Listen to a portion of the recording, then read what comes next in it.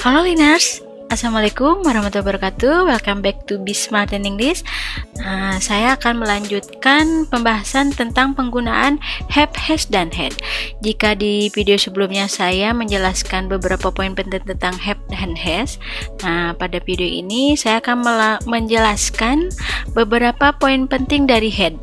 Oke, untuk mempersingkat waktu kita langsung ke materi.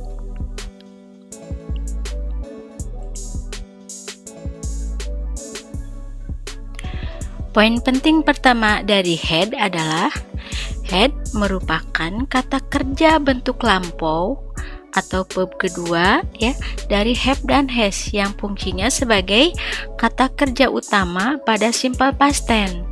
Artinya sama seperti have dan has, yaitu mempunyai ya. Nah, had ini subjeknya baik tunggal maupun jamak, baik are, you, we, atau they maupun she, he, it, tidak ada perbedaan. Jadi semua subjek tetap tidak berubah had ya. Jadi had itu enggak berubah seperti have jadi has gitu. Jadi baik subjeknya kamu, kami, mereka tetap menggunakan had, atau benda cuma satu atau laki-laki cuma satu ya, tetap menggunakan had.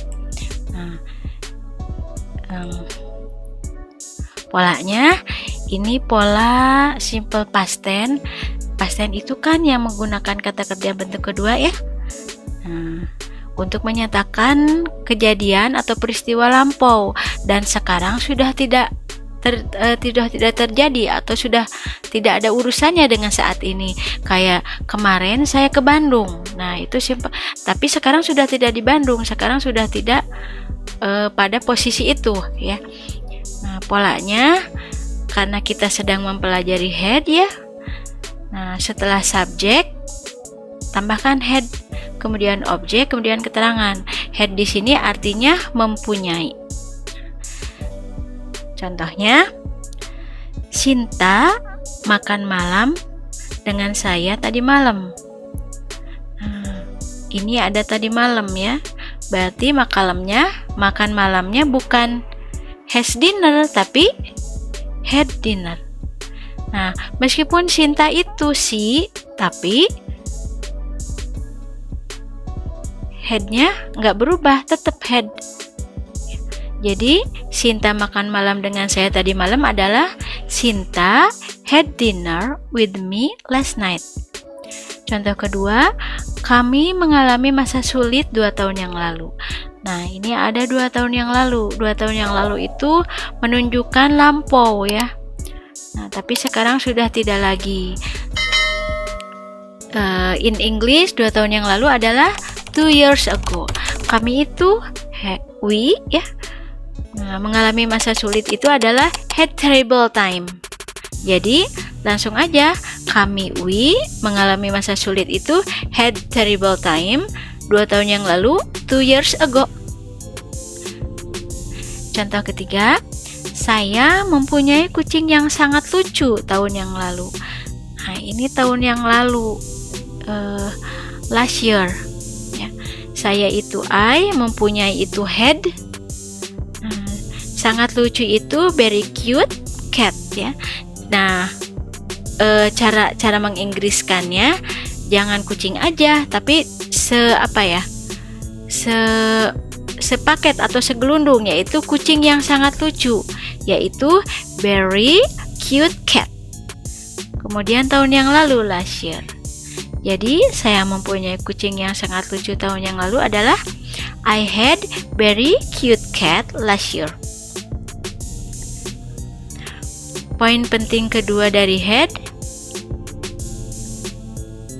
adalah had merupakan auxiliary atau kata kerja bantu pada tenses past perfect tense.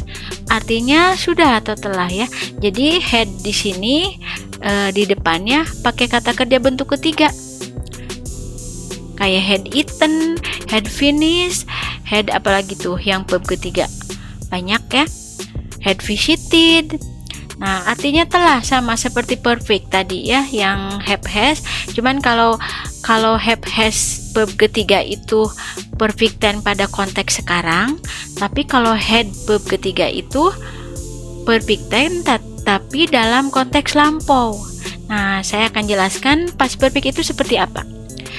Had bisa dipakai untuk semua subjek, baik tunggal maupun jamak.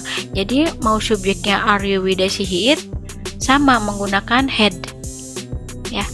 Biasanya dalam past perfect tense terdapat dua kejadian berturut-turut. Nah, penghubungnya bisa when atau ketika, before sebelum, dan after sesudah. Polanya setelah subjek ya gunakan had. Kemudian kata kerja bentuk ketiga atau past participle, kemudian objek, kemudian keterangan. Nah, contohnya, Nina sudah menyelesaikan sarapannya ketika saya bangun. Nah, past perfect tense itu menunjukkan kejadian yang pertama sudah benar-benar selesai ketika kejadian yang kedua terjadi. Nah, contohnya ini. Nina sudah selesai sarapannya ketika saya bangun. Jadi, pas saya bangun datang ke bawah ke ruang makan, Nina udah benar-benar selesai makannya. Ya. Nah, yang sudah menyelesaikan sarapan itu menggunakan had verb ketiga. Nah, ini disimpan ditambahkan already menunjukkan benar-benar sudah ya. Jadi, Nina sudah menyelesaikan sarapannya. Nina had already finished sarapannya, her breakfast, ketika saya bangun. Nah, yang bangun itu kejadian yang kedua ya. Setelah Nina bangun menggunakan kata kerja bentuk kedua yaitu past tense, yaitu got. Got itu bentuk lampau dari get. Jadi, Nina had already finished her breakfast when I got up. Contoh kedua, kereta sudah berangkat ketika kami tiba di stasiun. Nah, jadi mungkin telat ya pas tiba ke stasiun. Kita tiba di stasiun, keretanya udah nggak ada karena udah benar-benar udah berangkat. Nah, yang duluan itu yaitu kereta berangkat menggunakan had kata kerja bentuk ketiga yaitu had left. Ya, left ini bentuk ketiga dari leave. Kesatunya leave, keduanya left, ketiganya left. Ya. Jadi kereta itu the train sudah berangkat itu had already left. Ketika itu when, kami itu we tiba di station, arrive at the station. Nah, ini arrive-nya bentuk kedua, nggak boleh ke satu ya, karena memang past perfect tense itu berada pada konteks lampau, jadi bukan saat ini, tapi kemarin, 2 tahun yang lalu, atau minggu yang lalu, atau tahun yang lalu ya, atau tadi malam. Jadi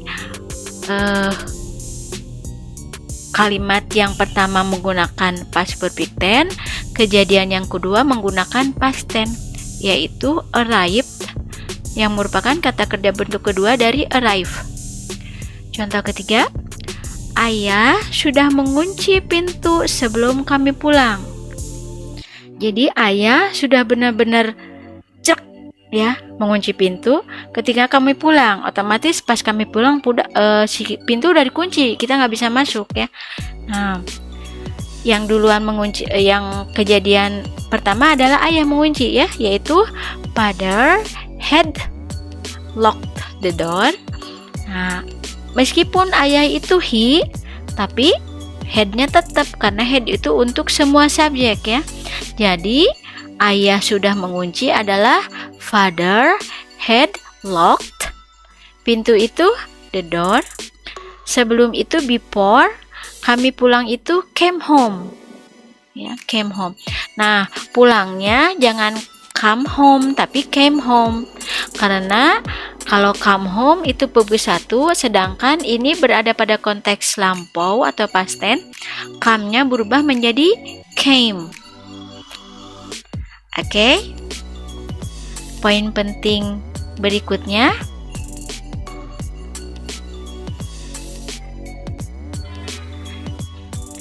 Had apabila ditambahkan to, maka artinya harus, tapi berada dalam konteks lampau.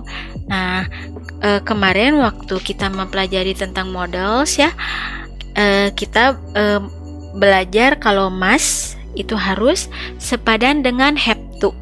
Artinya sama harus ya, tapi dalam konteks present atau saat ini.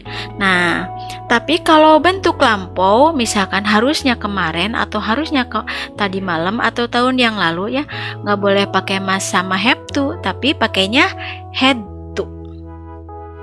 Jadi had to itu merupakan bentuk lampau dari must dan have to. Nah, di depan had to harus kata kerja atau verb bentuk pertama atau dasar atau murni ya. Jadi nanti saya akan jelaskan dalam bentuk contoh kalimat. Nah, polanya setelah subjek ya pakai had to, kemudian verb ke-1. Nah, had to di sini apa artinya? Harus ya.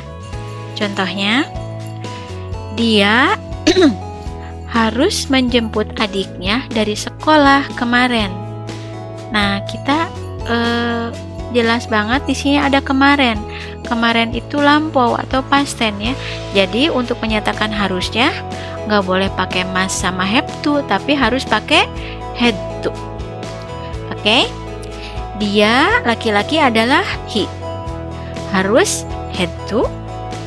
Menjemput itu pick up. Adiknya his sister. Nah, his sister itu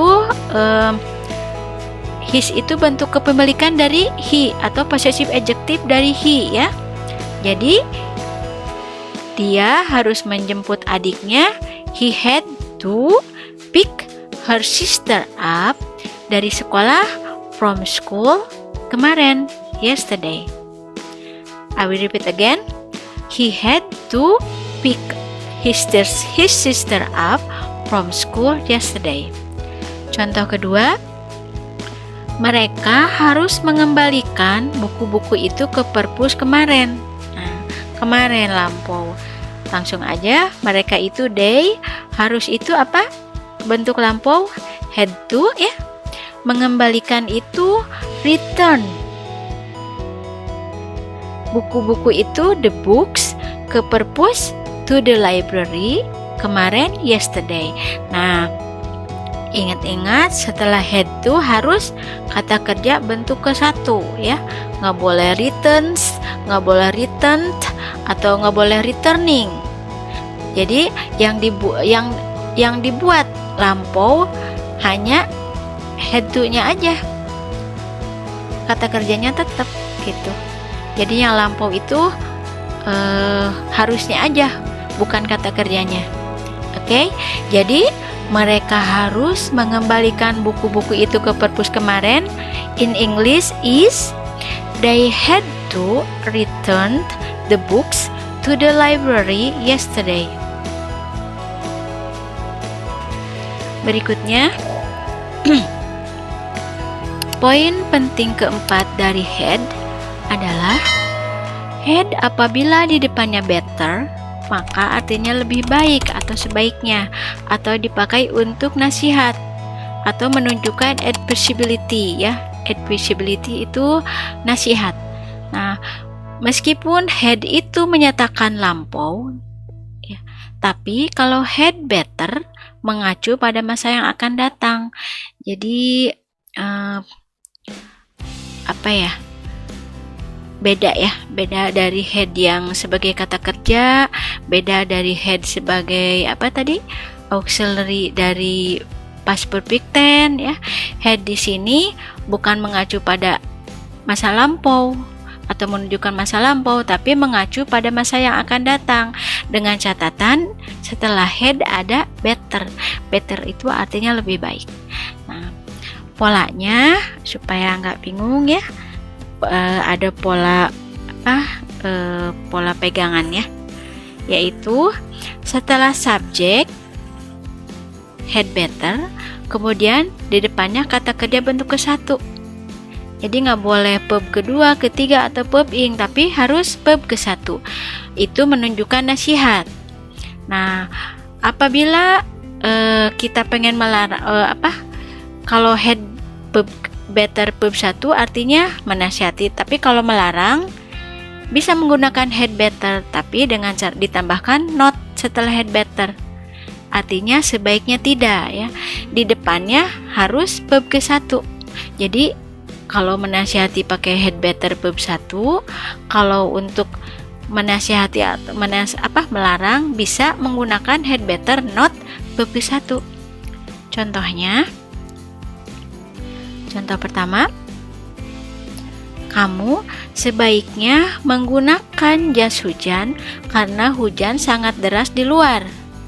Kamu itu you sebaiknya itu had better, di depannya langsung verb ke-1, jangan pakai to ya. Jadi you had better menggunakan wear.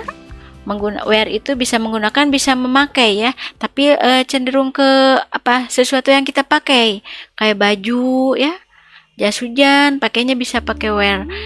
Nah, you had better wear jas hujan itu raincoat karena because hujan, the rain, sangat deras, is so hard, di luar, outside. Jadi kamu sebaiknya menggunakan jas hujan karena hujan di luar sangat deras. Dalam bahasa Inggris adalah you had better wear raincoat because the rain is so hard outside. Oke, contoh kedua, kamu sebaiknya tidak pulang sendiri di malam hari. Nah, tadi kalau sebaiknya tidak itu ditambahkan not setelah had better, baru kata kerja ya. Jadi, kamu itu you, sebaiknya adalah had better, tidak itu not, pulang sendiri itu go home alone di malam hari, at night. Jadi, kamu sebaiknya tidak pulang sendiri di malam hari. Dalam bahasa Inggris adalah you had better not go home alone at night. Oke.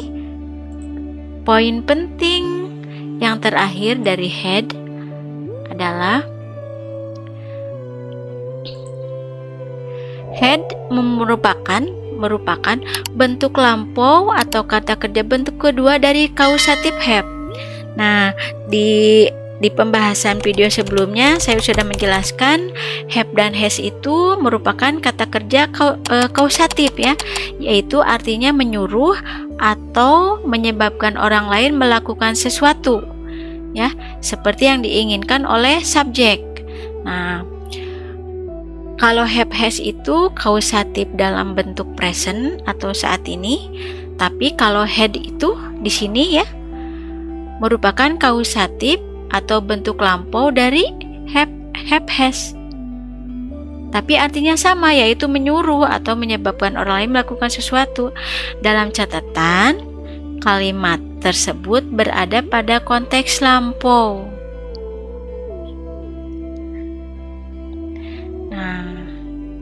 Polanya kemarin kan di video sebelumnya ya, polanya adalah kausatif itu apa? Setelah subjek ditambah have atau has, kemudian objeknya orang. Kita kan kalau menyuruh orang ya, menyuruh orang melakukan sesuatu. Nah, sekarang kalau menyuruhnya kemarin atau tadi malam, pokoknya yang lampau-lampau deh. Nah, setelah subjek pakai had, kemudian objeknya orang. Nah, setelah objek orang harus kata kerjanya bentuk ke-1. Jadi nggak boleh bentuk kedua atau verb ing ya. Nanti saya akan jabarkan dalam bentuk contoh kalimat. Nah, pola kedua kausatif itu ya, setelah subjek have atau has, langsung ke had ya. Nah, setelah had objeknya benda. Nah, kalau objeknya benda, maka setelah objek tersebut harus kata kerja bentuk ketiga, artinya pasif. Jadi saya menyuruh piring dicuci. Bukan saya menyuruh piring mencuci, tapi saya menyuruh piring dicuci. Nah, dicuci itu tidak boleh menggunakan kata kerja bentuk ke-1, tapi harus kata kerja bentuk ke-3 atau past participle. Jadi dilihat dulu objeknya orang atau benda ya. Kalau orang berarti setelah objek harus verb ke-1. Kalau objeknya benda, maka setelah objek harus kata kerja bentuk ke-3. Artinya di atau pasif. Contohnya, contoh pertama, Jani menyuruh anak laki-laki itu menyemir sepatunya kemarin. Nah, ini ada kemarin ya, lampau. Past tense. Jadi, Jani itu apa? Jani tetap kata gantinya he ya, Jani itu. Tapi karena had itu berlaku untuk semua subjek, maka tetap menggunakan had. Mau Jani, mau Jani dan Joni ya. Mau satu orang, mau dua orang, tetap sama menggunakan had. Jani menyuruh. Jani had, anak laki-laki itu adalah the boy. Nah, menyemir itu pulis. Sepatunya his shoes kemarin, yesterday. Nah, ini objeknya. Objek itu apa sih? Objek itu yang disimpan setelah kata kerja ya. Kata kerja di sini kan menyuruh. Nah, objeknya itu adalah ini, anak laki-laki itu, yaitu objek penderita. Nah, pulis itu verb ke-1.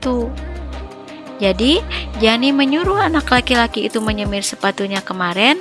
Dalam bahasa Inggris adalah Jani had the boy polish his shoes yesterday. Contoh kedua, dia perempuan menyuruh tasnya dibawa barusan. Nah, lihat objeknya. Objeknya adalah tasnya ya. Di sini bukan orang tapi benda. Maka gunakan pola yang kedua, yaitu subjek ditambah had, benda ditambah kata kerja bentuk ke-3. Artinya di ya. Dia perempuan itu apa? She, menyuruh itu had, tasnya itu her bag, dibawa itu brought, barusan itu just now. Jadi dia menyuruh tasnya dibawa barusan.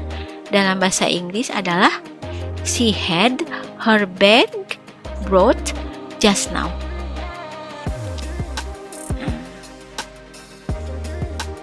Gimana? Mudah-mudahan mudah dipahami ya.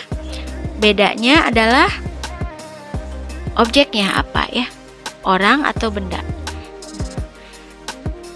Saya akan singkat kembali tentang penggunaan had adalah yang pertama merupakan bentuk lampau dari have has, yaitu dalam konteks lampau. Yang kedua, had itu merupakan auxiliary atau kata kerja bantu pada past perfect tense, artinya telah. Yang ketiga, had itu